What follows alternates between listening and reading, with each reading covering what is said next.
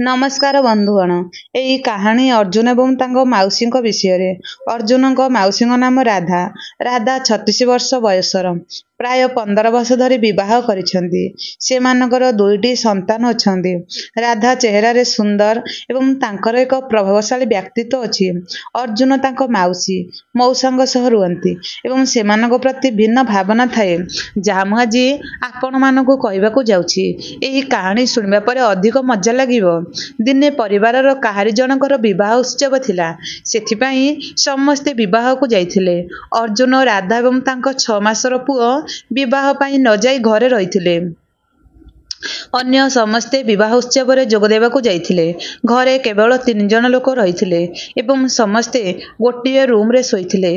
रातिरे अर्जुन हृदयंगम कले जे राधा एक शाढ़ी पिंधिछंती। जाणीशुणी तांको प्रति आकर्षित होइथिले। वीर सबुबेले सेमानकर मध्यरे सोउथिले, किंतु सेही रातिरे अर्जुनकर मनरे मु बहुत भावना अनुभव करुथिले। अर्जुन तांको माउसी राधा एवं मौसा रमेश घरे ग्रीष्म छुट्टी कटाइबाकू आसिथिले। राधा बहुत दयालु एवं आनंददायक थिले। तांकर दैनंदिन कार्य अर्जुन को तांकर प्रिय खाद्य रांधिबा किंबा बही पढ़िबारे साहाय्य करिबारे साहाय्य करुथिले। दिने बाकी परिवार एक सहर को विवाह पाई जाइथिले। घरे केवल अर्जुन माउसी राधा तांको सानो पुओ रहि जाइथिले। अर्जुन यह एक गोटे नुआ परिस्थिति थिला, कारण से वर्तमान राधा माउसींगर दायित्व अछंती। से अर्जुन को कहूथिले, अर्जुन कहीं आमे किछि मजादार काम करूनाहु? मु तुमको किपरि रांधिबा शिखाइबी एवं तुमे तुमर विद्यालयर कहानी कहब। अर्जुन उत्साहर सह राजी होइथिले। परदिन सखाले राधा को आलू पराठा किपरि शिखाइले। अर्जुनकर पराठा टिके जळीगला, किंतु राधा तांको उत्साहित करी कहिले, ठीक अछि, अभ्यास कले सबु किछि ठीक हो जिवो।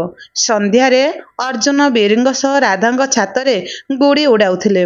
राधा बसी दुहिंको चाहि हसुथिले। दिन मानकरे अर्जुन केवल अन्य एक नुआ जिनिस शिखिले नाही, बरम राधांग सहित एक नूतन संपर्क मध्य गठन कले, जहा राधांको दोषी भली लागुथिला। जेतेबेले अवशिष्ट परिवार फेरी आसिले, अर्जुनकर अन्य एक कहानी एवं अनुभूति थिला, जहा से निज बापा मां को कहबाकू आग्रही थिले। अर्जुन वर्तमान राधा माउसी सहित अधिक बंधुत्वपूर्ण थिले। राधा अर्जुनर एक भिन्न प्रकारर दायित्व एवं परिपक्वता सृष्टि करथिले।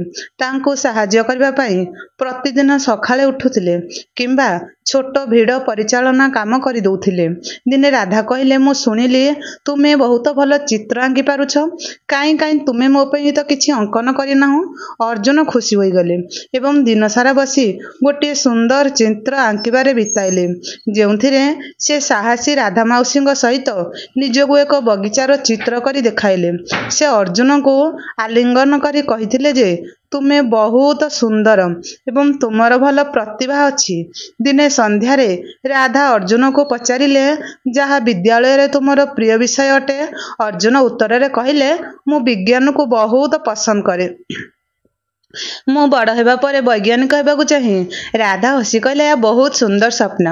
मु निश्चिंत जे तुम यह पूरण करिवो, किंतु मने रखंतु, केवल कठिन परिश्रम एवं निष्ठा द्वारा जे कौनसी जिनिस हासिल करा जाई परिवो।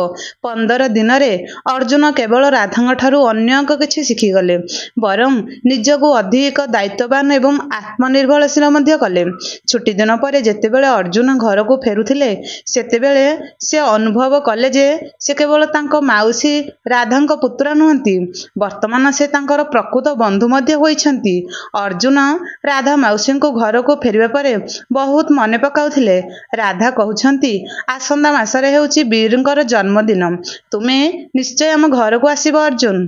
अर्जुन एहा सुनी बहुत खुशी होई गले एवं से दिन गणिबा आरंभ कले, जेतेबेले से राधा माउसी एवं वीरंकर पुणी थरे भेटिबे। जेतेबेले वीरंकर जन्मदिन आसिला, अर्जुन तांको पई एक विशेष उपहार तैयारी कले। से वीरंकर प्रिय कार्टून एक सुंदर चित्र आंकिले एवं एहाकू फ्रेम कले। से राधा माउसी गोटे चिठी मध्य लिखिथिले जेउथिरे से तांको सह बिताइथिबा मुहूर्त पई तांको धन्यवाद देइथिले। जेतेबेले अर्जुन तांको जन्मदिन रे राधा माउसी घरे पढ़िथिले समस्ते तांको देखि खुशी होइथिले। वीर तांको उपहार खोलिबा मात्रे से आनंद रे डेई पड़ी कहिला, भाई ଏହା ହେଉଛି ସବୁଠୁ ଭଲ ଉପହାର। ରାଧା ଅର୍ଜୁନଙ୍କର ଚିଠିକୁ ପଢ଼ିବା ପରେ ତାଙ୍କ ଆଖିରେ ଖୁସିର ଲୁହ ଆସିଗଲା। ସେ କହିଲା, ଅର୍ଜୁନ, ତୁମେ ଯାହା ଲେଖିଛ ତାହା ମୋ ପାଇଁ କୌଣସି ଧନଠାରୁ କମ୍ ନୁହେଁ। ସେଦିନ ପରିବାର ବହୁତ ମଜା କରିଥିଲେ। ଅର୍ଜୁନ ହୃଦୟଙ୍ଗମ କଲେ ଯେ ସେ କେବଳ ଜଣେ ଅତିଥି ନୁହନ୍ତି, ଭଲ ଏହି ପରିବାରର ଏକ ଅନ୍ତରଙ୍ଗ ଅଙ୍ଗ ହୋଇଯାଇଛନ୍ତି। ଯେତେବେଳେ ସେ ଘରକୁ ଫେରୁଥିଲେ ରାଧା ମାଉସୀ ତାଙ୍କୁ କୋଳାଗ୍ରତ କରି କହୁଥିଲେ, ସର୍ବଦା ମନେ ରଖ ଅର୍ଜୁନ, ତୁମ ପରି ପିଲାମାନେ ସମସ୍ତେ ପ୍ରେରଣା ଦିଅ। ତୁମେ ସବୁବେଳେ ନିଜ ଉପରେ ବିଶ୍ୱାସ କରିବା ଉଚିତ। ବୀରଙ୍କର ଜନ୍ମଦିନରେ ଅର୍ଜୁନ ବିତାଇଥିବା ମୁହୂର୍ତ୍ତକୁ ସର୍ବଦା ମନେ ରଖ। ଘରକୁ ଫେରିବା ପରେ ସେ ଅନୁଭବ କଲେ ଯେ ରାଧା ମାଉସୀ ଏବଂ ତାଙ୍କ ପରିବାର ସହିତ ସେ ଏକ ଗଭୀର ସମ୍ପର୍କ ସ୍ଥାପନ କରିଛନ୍ତି। ସମୟ ଅତିବାହିତ ହେଲା ଏବଂ ଅର୍ଜୁନ ତାଙ୍କ ପାଠପଢ଼ାରେ ବ୍ୟସ୍ତ ହେଲେ। କିଛି ମାସ ପରେ ଦିନେ ରାଧା ମାଉସୀ ଫୋନ କରି ଅର୍ଜୁନକୁ କହିଥିଲେ ଯେ ସେ ତାଙ୍କ ଗାଁକୁ ଯାଉଛନ୍ତି, ଯେଉଁଠାରେ ତାଙ୍କର ପୁରୁଣା ଘର ମରାମତି ହେବ। ରାଧା ଅର୍ଜୁନକୁ ପଚାରିଥିଲେ, ଯଦି ତୁମର ଛୁଟି ଅଛି ତେବେ ତୁମେ ମଧ୍ୟ ସେଠାକୁ ଯାଅ, ଏବେ ବହୁତ ମଜା ହେବ। ଏହି ପ୍ରସ୍ତାବରେ ଅର୍ଜୁନ ବହୁତ ଉତ୍ସାହିତ ଥିଲେ ଏବଂ ସଙ୍ଗେ ସଙ୍ଗେ ହଁ କହିଥିଲେ। ସେ ପରବର୍ତ୍ତୀ ସପ୍ତାହରେ ସେ ରାଧା ମାଉସୀ ଏବଂ ବୀରଙ୍କ ସହିତ ଗାଁରେ ପହଞ୍ଚିଗଲେ।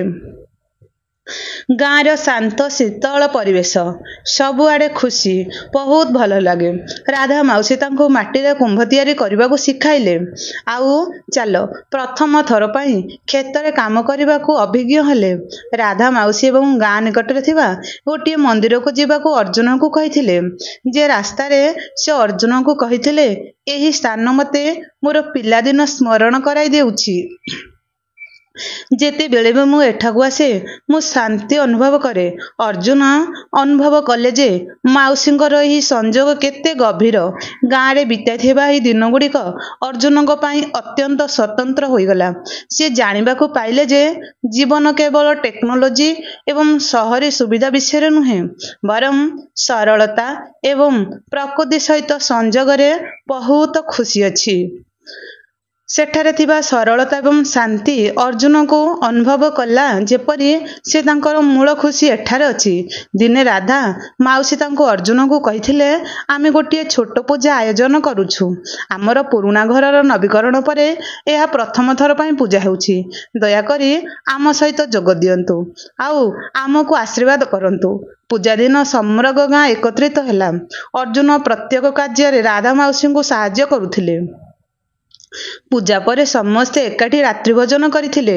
ଅର୍ଜୁନ ରାଧା ମାଉସୀଙ୍କୁ କହିଥିଲେ, ମାଉସୀ, ଏଠାରେ ପରିବେଶ ମୋତେ ଶିକ୍ଷା ଦେଉଛି ଯେ ପ୍ରକୃତ ସୁଖ ଏଠାରେ ଅଛି। ଛୋଟ ଜିନିଷରେ ଲୁକାୟିତ ଗାଁରେ ଆଉ ଏକ ସନ୍ଧ୍ୟାରେ ବୀର ନଦୀ କୂଳରେ ଖେଳୁଥିଲେ। ତାପରେ ଅର୍ଜୁନ ହୃଦୟଙ୍ଗମ କଲେ ଯେ ବୀରଙ୍କର ପାଦ ଖସିଗଲା ଏବଂ ଯେତେବେଳେ ଅର୍ଜୁନ ହଠାତ୍ ପାଣି ଭିତରକୁ ଡେଇଁ ବୀରଙ୍କୁ ଉଦ୍ଧାର କଲେ, ରାଧା ମାଉସୀ ଏହା ଶୁଣି ଅର୍ଜୁନଙ୍କୁ ଆଲିଙ୍ଗନ କରି କହିଲେ, ଆଜି ତୁମେ ପ୍ରମାଣ କରିଛ ଯେ ତୁମେ କେବଳ ବୀରଙ୍କର ଭାଇ ନୁହେଁ, ବରଂ ତାଙ୍କର ରକ୍ଷକ ମଧ୍ୟ। ମୁଁ ତୁମ ପାଇଁ ଗର୍ବିତ। ଗାଁରେ ବିତାଇଥିବା ଦିନଗୁଡ଼ିକ ଅର୍ଜୁନଙ୍କର ଜୀବନର ସ୍ମରଣୀୟ ମୁହୂର୍ତ୍ତରେ ପରିଣତ ହୋଇ ରହିଗଲା। ସେ ସହରକୁ ଫେରିବା ପରେ ରାଧା ମାଉସୀ ତାଙ୍କ ଏକ ଛୋଟ କାଠ ମୂର୍ତ୍ତି ଦେଇଥିଲେ, ଯାହା ସେ ନିଜେ ତିଆରି କରିଥିଲେ। ସେ କହିଥିଲେ, ଏହା ତୁମ ପାଇଁ ଅର୍ଜୁନ। ଏହା ଦେଖି ଆଜିକାଲି ସବୁବେଳେ ମନେ ରହିବ। ଅର୍ଜୁନ ସହରକୁ ଫେରିବା ପରେ ଅନୁଭବ କଲେ ଯେ ସେ କେବଳ ରାଧା ମାଉସୀଙ୍କ ଠାରୁ ପ୍ରେମ ଏବଂ ସ୍ନେହ ଶିଖି ନାହାନ୍ତି, ବରଂ ଅନ୍ୟମାନଙ୍କ ପ୍ରତି ଜୀବନ ଏବଂ କରୁଣାର ସରଳତା ମଧ୍ୟ ଶିଖିଛନ୍ତି। ନମସ୍କାର ସାଙ୍ଗମାନେ, ଏହି ଭିଡ଼ିଓଟି ଭଲ ଲାଗୁଥିଲେ ଲାଇକ୍, ସେୟାର, କମେଣ୍ଟ ନିଶ୍ଚିନ୍ତ